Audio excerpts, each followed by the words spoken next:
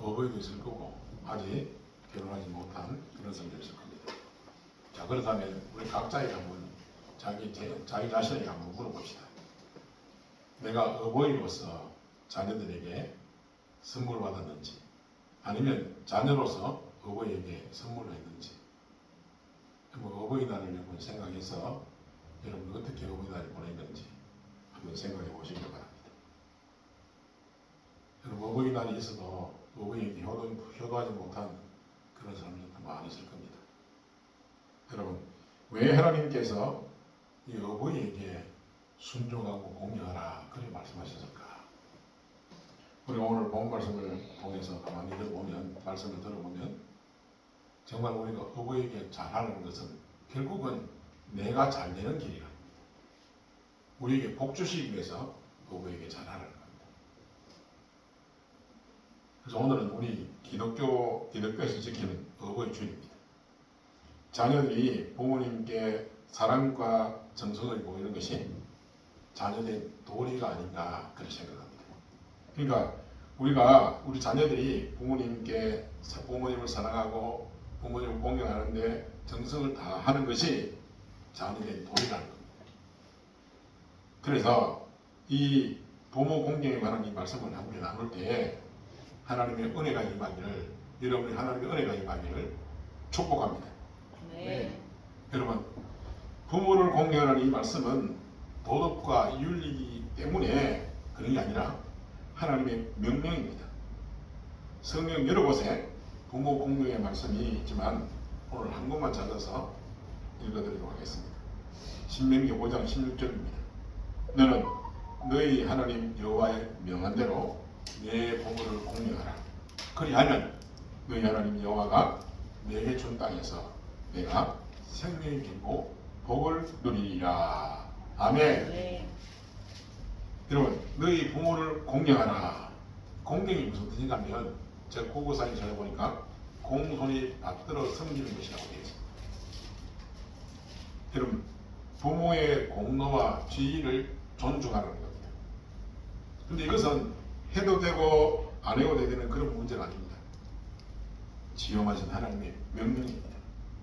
그리고 우리가 반드시 해야 된다는 겁니다. 만약에 아직까지도 부모를 공경하지 못했다면 여러분 하나님 명령이기 때문에 여러분 깨달으시고 부모님을 공경하시기를 주님을 축원합니다. 아멘. 자, 그러면 하나님께서 자녀들이 부모에게 어떻게 하라고 말씀하십니까? 자, 첫째로 자녀들이 부모에게 순종하기를 원하고 계십니다. 1절 함께 읽겠습니다. 1절 시작. 자녀들아 주 안에서 너희 부모에게 순종하라. 이것이 옳으니라. 1절에 보니까 순종하라. 이것이 옳으니라. 이렇게 말씀합니다. 여러분, 순종하는 것이 옳다는 말입니다. 옳다는 말은 당연하다. 그런 의미입니다. 여러분, 당연한 것을 다른 말로 얘기하면 자연의 법칙이라고도 할 수 있습니다. 여러분, 하나님이 만드신 이 자연의 법칙은 당연하고 또 변하지 않습니다. 여러분, 사람의 마음과 사람이 살아가는 방법은 시간이 흐르면 변하지만은 자연의 법칙은 변하지 않습니다. 예를 들어서 계절은 자연의 법칙대로 봄이 가면 여름이 오고, 여름이 가면 또 가을이 오고, 가을이 가면 겨울이 오는, 또 겨울이 가면 봄이 오는 이 자연의 법칙은 변하지 않습니다.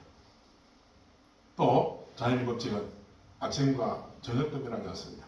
해가 뜨면 아침이 되고 해가 지면 저녁이 됩니다. 또 해가 동쪽에서 떠서 서쪽으로 지는 것도 변하지 않죠. 이러한 자연의 법칙은 세상에 존재하는 날까지 변하지 않을 것입니다. 그래서 자연의 법칙이 변하지 때문에 봄이 되면 농부들은 다 같이 씨를 뿌립니다. 그럼 왜 봄에 씨를 뿌립니까? 그래야 가을에 풍성한 열매를 수확할 수 있기 때문입니다. 그런데 반대로 가을에 씨를 뿌리면 어떻게 될까요? 싹이 나고 자라지만 겨울이 되면 다 얼어 죽어서 열매를 수확할 수 없을 것입니다. 이렇게 자연의 법칙에 맞추어서 우리가 행동하고 그래야만이 형통하고 풍성한 인생을 살아갈 수 있는 겁니다. 여러분, 부모의 마음도 이와 마찬가지입니다. 자식을 사랑하고 보호하는 부모의 마음은 자연의 법칙처럼 변하지 않습니다. 그렇기 때문에 자연의 법칙에 맞추어서 살아야만이 풍성한 인생을 살아갈 수가 있는 것입니다. 여러분 우리가 잘 아는 솔로몬의 여러분 판결, 여러분 애기 하나를 데리고 엄마 둘이가 왔습니다. 엄마 둘이가 이 애기가 내 애기입니다 서로 주장하는 겁니다. 근데 솔로몬이 어떻게 판결을 내립니까? 이 아이를 반을 잘라서 나눠줘라 그랬습니다. 그 시각 어떻게 합니까? 칼로 잘라 그럽니다. 그때 진짜 엄마가 뭐라 그럽니까? 아닙니다. 이 아이를 자르지 마시고 저 여자에게 주세요. 진짜 뭐. 근데 반대로 부모가 아닌 사람은 어떻게 합니까? 잘라주세요. 그럼 이처럼 우리가 부모에게 효도하는 것이 자연의 법칙이라는 겁니다. 부모가 자식을 사랑하는 마음이 이 자연의 법칙처럼 변하지 않는다는 겁니다. 마찬가지로 자녀들도 부모님을 기쁘시게 해드려야만이 하나님의 은혜를 받을 수가 있는 겁니다. 또 자신들에게 유익이 되고 복이 되는 겁니다. 그래서 때로는 자녀가 부모의 말이 이해가 되지 않고 감정이 상하는 일이 있다 하더라도 부모에게 순종하는 것이 당연하고 옳은 것입니다. 아멘? 한 사람도 아멘 안 하네요. 여러분 부모에게 순종하는 것이 당연하고 옳은 겁니다. 설령 부모가 하는 말이 틀리다 하더라도 순종해야 되는 겁니다. 그게 당연하고 옳은 겁니다. 그래서 성경은 자녀들이 부모에게 순종하라고 수도 없이 우리에게 말씀해 주고 있습니다. 제가 몇 군데 찾아서 읽어드리겠습니다. 고린도서 3장 20절 말씀에 자녀들아 모든 일에 부모에게 순종하라. 이는 주 안에서 기쁘게 하는 것이니라. 여러분 우리가 부모에게 순종하는 것이 우리가 주 안에서 기쁘게 하는 일이라는 겁니다. 결국에 누가 좋은 일입니까? 내가 좋은 일이야. 신명기 5장 16절에 너는 너희 하나님 여호와의 명한 대로 내 부모를 공경하라. 하나님 명령하신 공경하라. 잠언 1장 8절에 내 아들아 내 아비의 훈계를 들으라. 내 어미의 법을 떠나지 말라. 출애굽기 20장 12절에 내 부모를 공경하라. 그리하면 너희 하나님 나 여호와가 내게 준 땅에서 내 생명이 길리라. 아멘. 아멘. 여러분 우리가 주님을 믿는 성도라면 당연히 주의 말씀에 순종하는 것이 맞습니다. 그게 당연한 겁니다. 여러분 내가 생각해보고 순종해도 되고 안 해도 그런 문제가 아닙니다. 하나님 명령입니다. 당연하게 순종해야 합니다. 그러니까 우리는 부모님께 더욱더 순종해야 될 줄로 믿습니다. 아멘. 여러분 성경에 나오는 사람들 가운데 부모에게 순종해서 복받은 사람들이 많이 있습니다. 또 반대로 불효해서 정말로 징계를 받고 정말로 어려움을 당한 사람이 많습니다. 그 중에 한 사람을 소개하자면 우리가 잘 아는 이삭. 그럼 이삭은 아버지 아브라함에게 완전히 순종함으로 이 이삭은 삶을 살아가면서 많은 복을 받고 복을 누린 사람입니다. 여러분 진짜 이삭만큼 평탄한 삶을 사는 사람이 별로 없습니다. 여러분 왜 이삭이 그렇게 평탄한 삶을 살 수 있었을까? 다름이 아니라 창세기 22장에 나오는 이 아브라함이 이삭을 모리아산에 하나님께서 제물로 바치라 그랬습니다. 번제로 바치라 그랬습니다. 여러분 어떻게 하나님께서 그도 100세에 좀 낳았다. 독자가 아닙니다. 독자. 여러분 독자 이삭을 바치라. 그럼 상상이 할 수 있겠습니까? 그런데 아브라함은 하나님을 100% 순종합니다. 여러분 이 아브라함이 순종할 때 여러분 어떻게 순종합니까? 자기 아내 사라하고 상의도 하지 않습니다. 왜냐하면 상의하면 반드시 사라가 얘기할 겁니다. 어떻게 아들을 바칠 수 있겠습니까? 반대할 겁니다.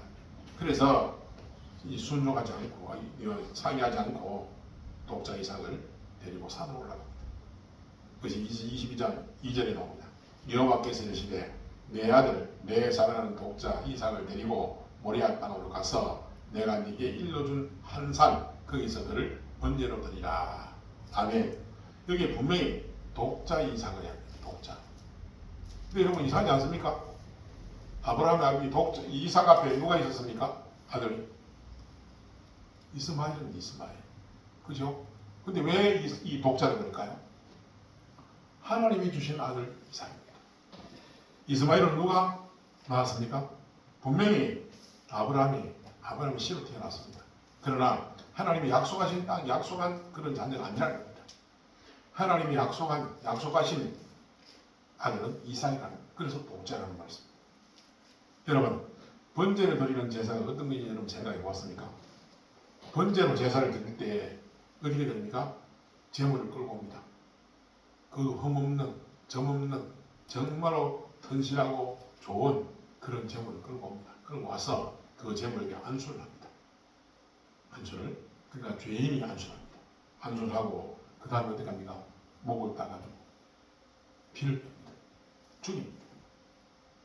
여러분 단번에 죽습니까? 아닙니다. 단번에 안 죽습니다. 피가 여리저리 튀고 한 것이 한 겁니다. 그리고는 피를 빼고는 가죽을 벗깁니다. 가죽을 벗기고 그 다음에 부위별로 다 자른 겁니다. 지금은 관절을 쪼개고 다 쪼갠 겁니다. 그래서 그 잘라가지고 제단에 바쳐서 불로 태웁니다. 이 아브라함은 하나님 말씀을 듣자마자 아내 사라와 상의도 하지 않고 하나님을 온전히 신뢰하는 그런 믿음으로 그 다음날 아침에 이삭과 종을 데리고 번제에 쓸 나무를 가지고 하나님 말씀하신 모리아 산으로 갔습니다. 여러분, 이 아브라함이 이 이삭을 바칠 그 시기는 나이가 어느 정도 됐냐면 추론해 보면 보통 125세에서 137세 정도로 추론할 수 있습니다. 아들 이삭도 마찬가지로 100세 독자 이삭을 낳았으니까 이삭 나이로 25살에서 한 37 정도 되었습니다. 그러면 이삭은 청년입니다. 아버지 아브라함 어떻습니까? 늙은 노인입니다. 그렇지 않습니까? 그래서 얼마든지 아버지 말씀을 거역하고 도망칠 수 있는 그런 나이입니다. 마음만 먹으면 아버지 손길을 뿌리칠 수 있는 그런 건장한 나이입니다. 하지만 아들 이삭은 아버지 아브라함의 말에 순순히 결박당하고 번제의 제물로 기꺼이 제단에 여기고 있습니다. 그럼 창세기 20장 10절에 아브라함이 이렇게 합니다. 손을 내밀어서 칼을 잡고, 그러니까 이삭을 결박을 했습니다. 결박을 하고 그 다음에 손에 칼을 잡고 그 아들 잡으려고 했습니다. 이 순간에도 이삭이 반항을 했다거나 아버지 살려주세요라고 그렇게 소리친 기록이 없습니다. 그럼 기독교 전성에 보면 아브라함이 이삭에게 이렇게 말했다고 합니다. 사랑하더라, 이 자단에 올라가 누워라. 너 하나님을 믿지? 그럼 나도 믿어라. 그럼 이제부터 너를 번제를 드릴 건데 반드시 하나님께서 너를 살려주실 것이다. 여러분, 어디서 많이 들어본 말이 아닙니까? 여러분, 우리의 주가 되시고 그리스도가 되시는 예수님은 순종의 아들로 이 땅에 오셨습니다. 그리고 십자가에 우리를 위해서 죽으실 것을 다 아시면서도 무엇이라고 기도했습니까? 아버지여, 내 원대로 마옵시고 아버지의 원대로 되기를 원하나이다. 그렇게 기도하셨습니다. 여러분, 십자가에 달린다는 것 얼마나 고통스럽습니까? 채찍에 맞고 살집이 떨어지고 이 살이 터지고 피가 철철 흐르고, 여러분 전목을 두드려 맞고 옷을 벗김을 당하고 조롱을 당하고 모욕을 당하고 멸시를 당하고 얼마나 고통스럽겠습니까?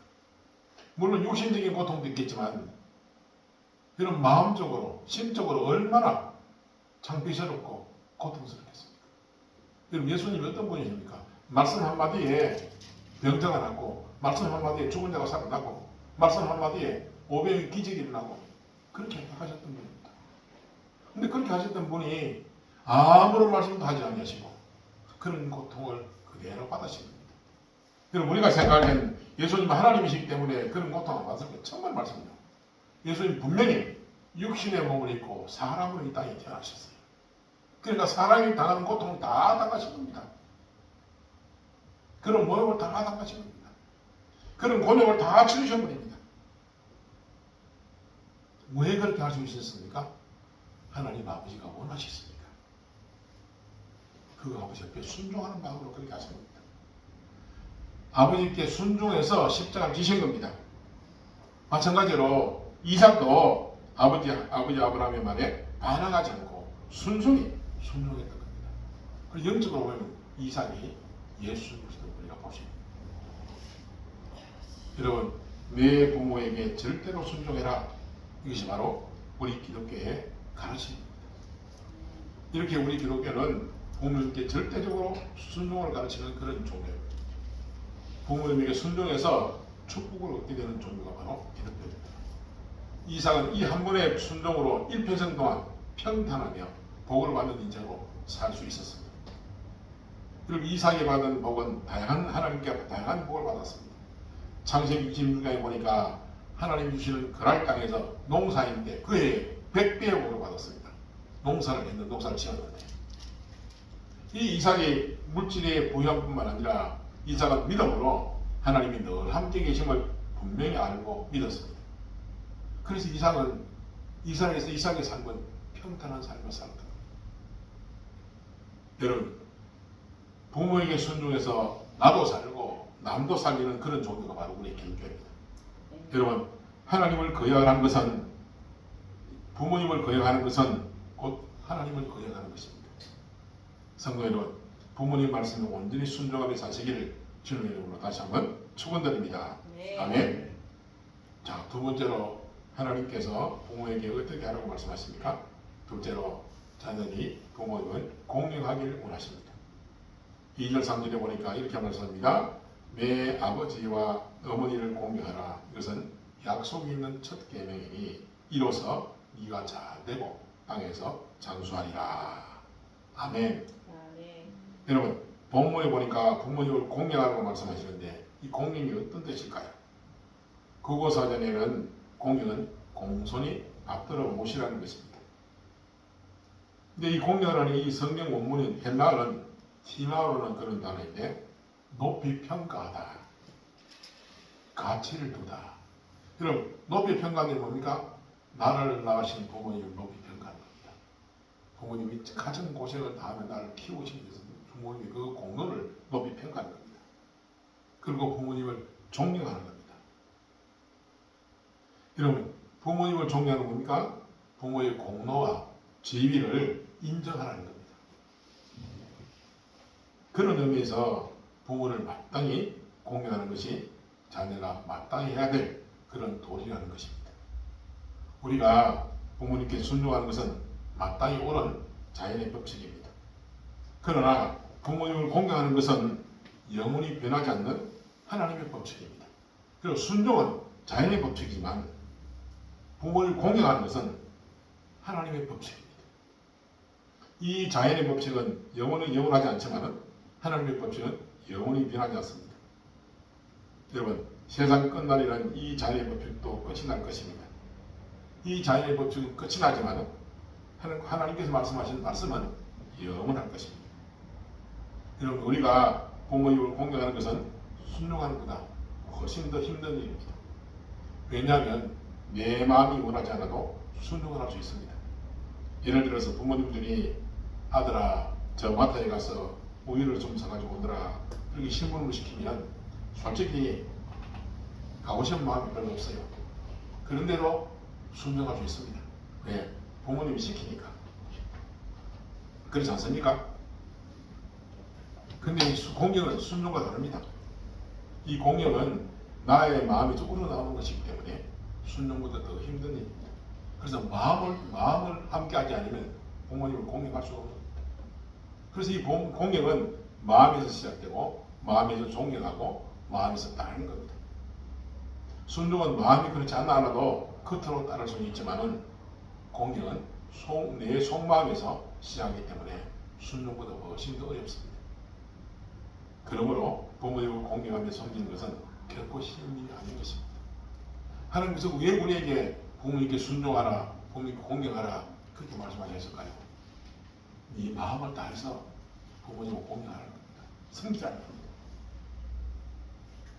여러분, 때로는 우리가 사실 부모님과 함께 살기 때문에 부모님이 완전한 인간이 아니다 보니까 불완전한 존재이기 때문에 부모님의 이 허점도 있을 거고 약점도 있을 거고 문제점들이 보이게 될 겁니다. 그렇다 하더라도 부모님을 마음속으로 공경한다는 것은 공경하라는 겁니다. 네. 근데 여러분 우리가 노아의 세 아들을 한번 생각해 보면 함과 야벳과 셈은 노아 아버지를 공경했습니다. 근데 함은 어떻습니까? 부모를 공경하지 않았다는 겁니다. 그럼 그것을 우리가 생각해 볼 때 정말 우리가 부모님을 공경해야 될 줄로 믿습니다. 네. 그렇게 하면 하나님께서 복을 주신다는 그런 약속을 해주신 겁니다. 내 아버지와 어머니를 공경하라. 이것은 약속 있는 첫 계명이 이로써 네가 잘 되고 땅에서 장수하리라. 아멘. 아멘. 자, 우리가 부모님을 공경하고 살아간다면 하나님께서 복을 주시겠다고 하나님이 직접 약속해 주셨습니다. 자녀가 부모님을 공경하고 살아가는 것이 얼마나 힘들고 어려우면 상급을 주시겠다고 약속해 주셨을까요? 사실 이 상이라는 것은 아무나 쉽게 받는 것이 아닙니다. 그럼 우리가 학교를 졸업할 때도 상 받는 학생들의 숫자는 그리 많지 않습니다. 여러분 올림픽 경기를 한번 생각해 보세요. 여러분 세계 100몇십 개국이 함께 모여 올림픽 경기입니다. 그럼 선수가 몇 명 참가합니까? 수백 명이 참가합니다. 그중에 상 받는 사람 몇 명입니까? 금운동 3사람밖에 없습니다. 그러니까 상 받는 사람이 별로 없습니다. 여러분 우리가 부모를 공경해서 상을 받는 사람이 되지 않겠습니까? 그런데 가만히 보면 상 받는 사람이 그리 많지 않다는 겁니다. 그만큼 주의 말씀에 순종하지 않는다. 여러분 오늘 우리가 이 시간에 우리 자신들 한번 돌아보시기 바랍니다. 내가 주님 말씀에 얼마나 순종하는지. 여러분 어려운 일도 아닙니다. 부모를 공경하라는 겁니다. 그러면 우리가 한번 생각해 봅시다. 어떻게 하면 우리가 부모에게 공경할 수 있을까? 여러분 부모님이 우리에게 말씀하실 때 솔직히 듣기 싫어하는 말이 얼마나 많습니까? 왜냐하면 잔소리까지 들리니까 했던 걸 또 하니까. 여러분 그리 하더라도 여러분 자신들을 위해서 공경하라는 겁니다. 듣기가 싫어도 잔소리 듣기 싫어도 들으라는 겁니다. 왜? 여러분들을 위해서. 그 잔소리를 들으면 하나님께서 복을 주신다고 약속 있는 첫 계명이라고 우리에게 말씀하죠. 여러분 하나님은 부모를 공경하는 것이 약속 있는 첫 계명이라고 오늘 본문에 말씀합니다. 이 말씀은 하나님께서 상급을 주시겠다고 약속하는 첫 번째 계명이라는 겁니다. 사실 부모님을 공경하라고 하는 이 계명은 10계명 중에 제5계명입니다. 그런데 오늘 본문에 보니까 첫 계명이라고 말씀합니다. 왜 첫 계명이라고 말씀하실까요? 모세가 시내산에서 하나님으로부터 10계명이 적힌 2개의 돌판을 받았습니다. 한 돌판에는 1계명에서 4계명까지 기록되어 있고 또 다른 돌판에는 5계명에서부터 10계명까지 기록되어 있습니다. 1계명에서부터 4계명까지는 하나님에 대해 지켜야 할 계명이고 5계명에서부터 10계명까지는 사람에 대해 지켜야 할 그런 계명입니다. 이 5계명의 내용이 바로 부모님을 공경하라는 것입니다. 출애굽기 20장 12절에 내 부모를 공경하라. 그리하면 내 하나님 여호와가 내게 준 땅에서 내 생명이 되리라. 네. 여러분 이 5계명이 바로 사람에 대한 첫 계명이라고 부르는 것입니다. 그런데 이 5계명만이 약속이 있는 첫 계명이라고 말씀합니다. 그리고 이 축복의 축복을 약속하는 겁니다. 6계명에서 사람에 대해서 계명 중에 6계명, 10계명까지 다른 계명은 잘 지켜도 상 주시겠다는 약속이 없습니다. 여러분 왜 6계명, 10계명까지 잘 지켜도 상이 없을까요? 여러분 5계명부터 10계명까지는 사람에 대한 계명입니다. 그 중에 5계명은 자기 부모에게 해당하는 내용입니다. 자기 부모에게. 근데 6계명에서 1계명까지는 타인에 대한 내용입니다. 살인하지 말라, 간음하지 말라, 도둑질하지 말라, 거짓말하지 말라, 남의 물건을 탐내지 말라. 그렇게 합니다. 만약에 우리가 타인을 살인하고, 타인을 간음하고, 도둑질하고, 거짓말하고, 타인의 물건을 훔치면 상대방이 가만히 있겠습니까? 가만히 있지 않습니다. 반대로 우리 부모님에게 자식이 부모님한테 거짓말하고 부모님 물건을 훔치고 사기치고 그럴 때 부모님 어떻게 할까요? 자식에 대해서. 우리가 부모에게 피해를 입혀도 우리 부모는 그냥 가만히 있을 겁니다. 왜요? 왜 그렇습니까? 자기가 배 나와서 내 아파서 낳은 자식이기 때문이었어요. 오래전에 보니까 자식에게 벌을 받았던 노인들에 대한 뉴스가 나왔습니다. 그 노인들 중에는 자녀들이 여행 가자고 부모님을 데리고 저 시골로 또 외국에 여행 가서 버리고 온다는 겁니다. 옛날에 고래장이라는 게 있었습니다. 나이 60이 되면 부모님을 지기에 지고 산에 가서 버립니다. 이 먹는 입안을 들고자. 요즘 신식 고래장은 뭐냐? 이 부모를 데리고 산골짜기 가서 버리고 요즘 해외 나가가지고 버리고 그 중에 어떤 할머니에게 기자가 여러 가지 질문을 했습니다. 기자들이 묻는 여러 가지 질문 가운데 할머니가 힘없이 대답을 합니다. 기자가 묻습니다. 할머니, 자녀 이름이 무엇입니까? 그렇게 묻습니다. 할머니 생각해보면 자기를 버리지 않습니까? 자기를.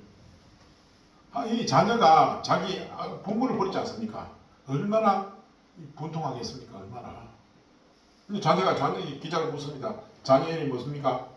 그런데 이 할머니는 입을 꾹 다문 채 말하지 않습니다. 또 묻습니다. 주소를 아십니까? 주소가 어디입니까? 그런 질문에도 그냥 묵묵부답입니다. 왜 그렇게 할까요?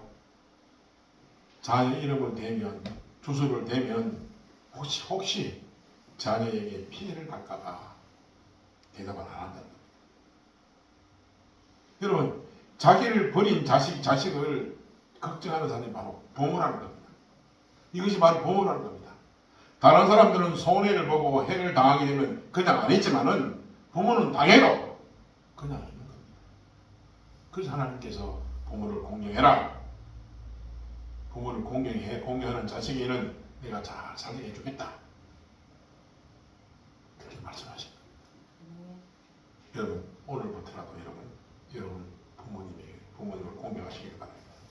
네. 우리 부모님은 우리를 낳아주신 뿐만 아니라 우리를 키워주셨습니다. 여러분, 우리가 아무것도 모를 때 더러운 똥오줌을 다 마다하지 않으시고 기쁜 마음으로 행복한 마음으로 우리를 키워주셨습니다. 여러분, 부모님이 자녀를 키울 때 상급을 생각하면서 키웠습니까? 아닙니다. 상급에 관계없이 부모님이 자녀를 사랑하는 것이 당연하기 때문에 그렇게 하는 겁니다. 자연의 법칙 때문에 그렇게 하는 겁니다. 그냥 우리도 당연히 부모님에게 순종하고 공경하는 것이 당연하지 않습니까? 여러분들은 얼마만큼 부모님을 생각하며 부모님을 공경하고 순종했습니까? 여러분, 이런 말이 있습니다.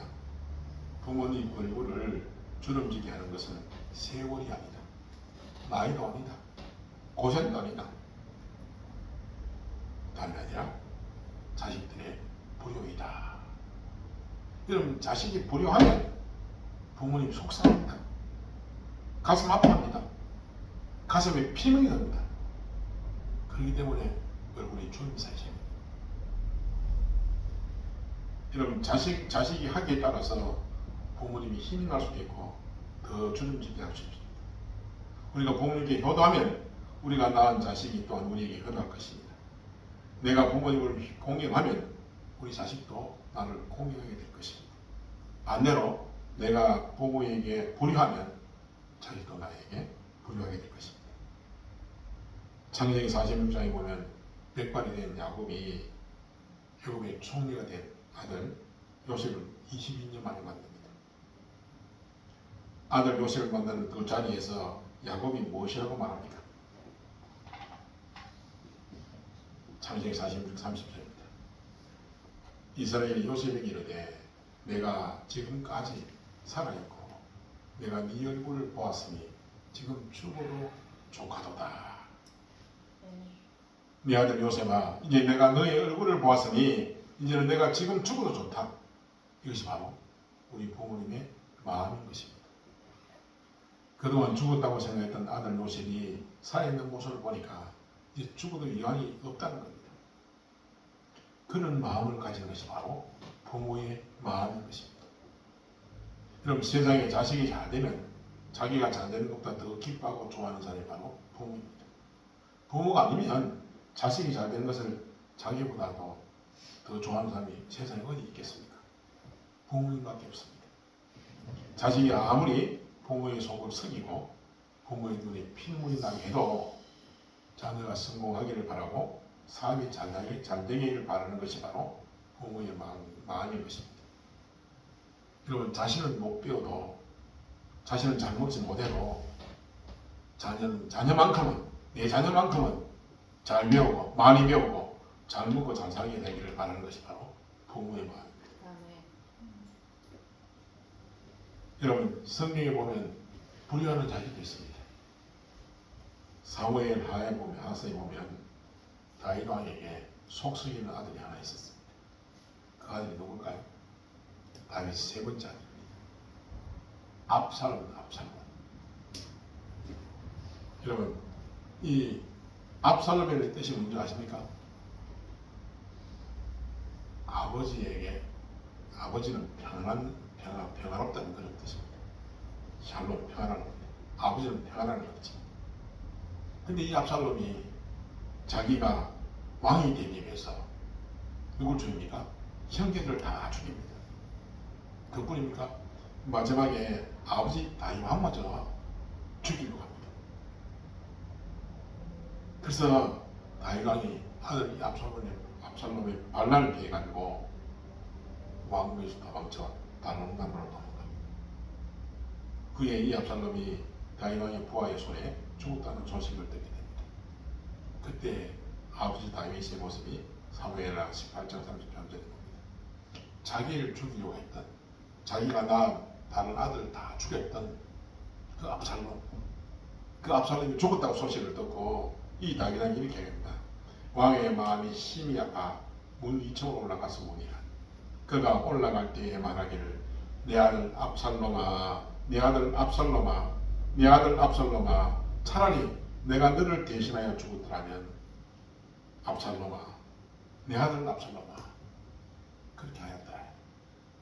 그럼 아들이 죽었다는 소식을 듣고 아비 다윗은 이천 골방에 들어가서 심히 마음 아파하면서 울었던 겁니다. 여기에 내 아들이라는 단어가 5번이나 나옵니다. 내 아들 압살롬아, 내가 너를 대신하여 죽었더라면 더 좋았을 것을. 이 아들을 부르면서 그렇게 자기 아들 압살롬을 부르던 겁니다. 그렇게 마음 아파하는 것이 바로 부모의 마음이라는 겁니다. 여러분, 자식은 왕이 되기 위해서 자기 형제들을 죽이고 아버지를 죽이려고 했지만은 아버지는 차라리 자기가 죽기를 원했던 겁니다. 그것이 바로 부모의 마음입니다. 여러분, 우리가 이 부모의 마음을 조금이라도 안다면, 조금이라도 생각한다면 여러분, 부모에게 순종하시길 바랍니다. 부모를 공경하시길 바랍니다. 여러분, 그렇게 하는 것이 하나님의 명령입니다. 해도 되고 안 해도 되고가 아닙니다. 자식이라면 반드시 부모에게 순종하고 부모에게 공경해야 됩니다. 그럼 그렇게 할 때 하나님께서 우리에게 복을 주신다고, 우리가 이 땅이 잘 되고 장수하리라는 그런 복을 주신다고 약속해 주셨습니다. 그렇다면 우리는 부모에게 순종해야 합니다. 그렇다면 우리는 부모에게 공경해야 합니다. 그렇게 하는 것이 하나님 말씀을 순종하는 겁니다. 여러분, 오늘 우리가 이 어버이 주일을 맞이해서 오늘 우리가 말씀을 기억하면서 주님께서 우리에게 하신 말씀대로 자녀들아, 주 안에서 너희 부모에게 순종하라. 이것이 오늘이라. 내 아버지와 어머니를 공경하라. 이것은 약속 있는 첫 계명이니 이로써 네가 잘 되고 땅에서 장수하리라. 여러분 이 말씀이 은혜를 받는 이 말씀대로 사시는 저와 여러분들 다 되기를 주님 이름으로 축원합니다. 아멘. 기도하겠습니다. 하나님 아버지 은혜를 감사합니다. 아버지 하나님 참으로